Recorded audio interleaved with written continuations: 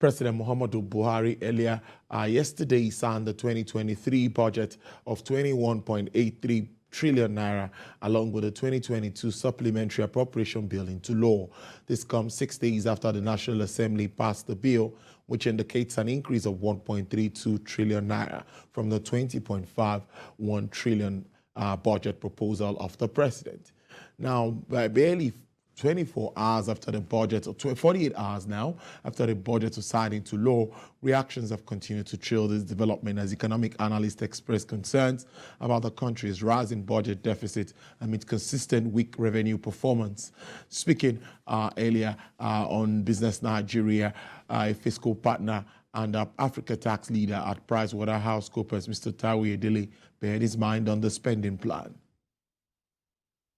In their wisdom, decided to jack up the already heavily deficit finance budget to be for 2023 by about 1.3 trillion. And I was reading the press release by the media aide to the president saying that, again, the lawmakers have added over 700 billion in their own constituency projects, which Mr. President had said before that it needs to stop. In addition to that, they've increased a few things here and there. So unfortunately, even the original budget presented by Mr. President had a deficit finance of about 10.7 trillion. What has happened now is essentially the lawmakers have increased that deficit to about 12 trillion naira. You also need to bear in mind that also today, Mr. President signed the supplementary budget for 2022 into law as well, which means, and that's almost 1 trillion, I think 800 and something billion naira.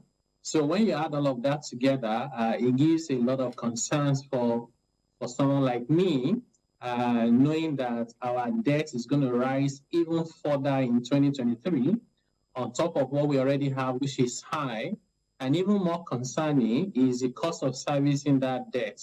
As of last year, the first 6 months, the federal government spent more than 100% of its revenue to service debts. Interest rates continue to rise, debt continue to increase. It means that unless anything transformative happens to our revenue this 2023, we're going to have far more than 100% of our revenue at the federal level being used to service debt. And that's not a good way for an economy that you're trying to get to the path of development, to spend money on other more productive human capital related infrastructure and reforms in different ways that we so desperately need.